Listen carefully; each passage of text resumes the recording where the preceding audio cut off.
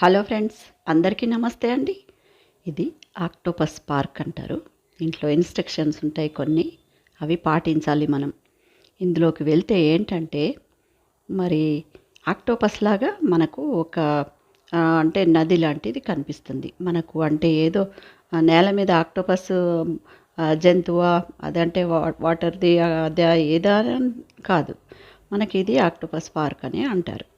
మరి దీంట్లోకి మనం మామూలుగా అయితే టికెట్ తీసుకోవాలి, 50 రూపాయలు టికెట్ ఈచ్ ఒక్క మనిషికి. అలా వెళ్ళిపోవాలి. ఇంకా స్ట్రైట్గా కొంచెం దూరం వెళ్ళాలి. వెళ్తే ఏంటంటే మనకు బాగా దూరం వెళ్ళినట్టే, ఒక 5 నిమిషాలతో అండి అంతే.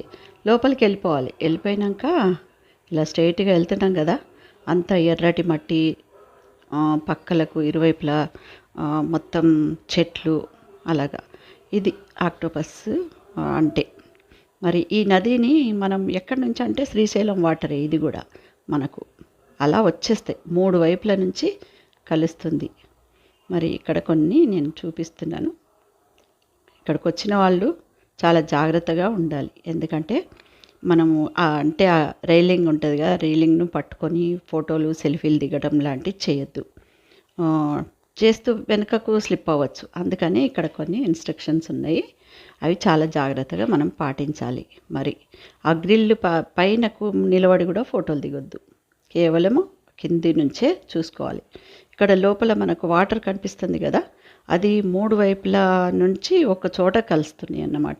ఈ కొండల దగ్గర నుంచి ఇలా వరుసలు కొన్ని కలుస్తున్నాయి, అన్నీ ఒక చోట కలుస్తుంటాయి. అంటే మామూలుగా మనము త్రివేణి సంగమం అంటాం కదా, అలాగే.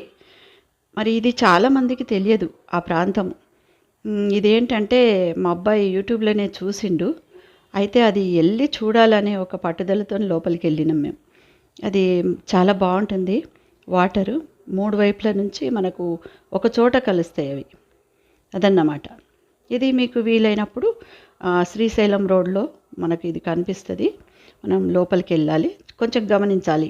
మనము కమాన్ లాంటిది ఉంది కదా, నేను స్టార్టింగ్లో చూపించాను, అది గమనించి లోపలికి వెళ్ళాలన్నమాట. ఇలా ఉంటుంది చూడండి ఎలా ఉందో, మొత్తం వాటరు 3 వైపుల నుంచి. ఇది ఆక్టోపస్ పార్క్ అని అంటారు. మరి ఇది మీకు నచ్చితే ఒకసారి వెళ్ళేందుకు ప్రయత్నించండి, చూస్తే చాలా బాగుంటుంది.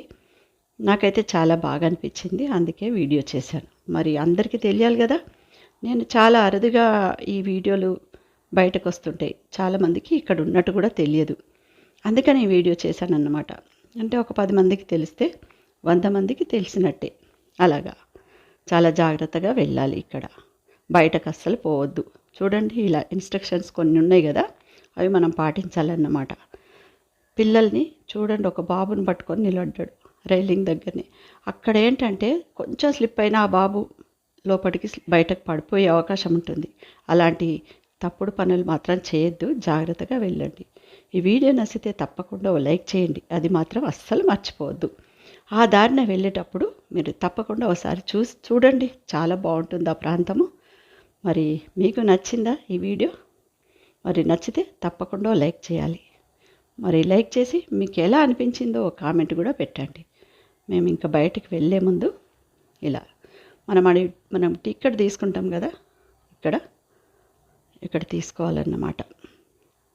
ముందు మనకు టికెట్ ఇస్తారు, బయటకు వెళ్ళేటప్పుడు డబ్బులు చెల్లించాలి. థ్యాంక్ యూ సో మచ్ అండి.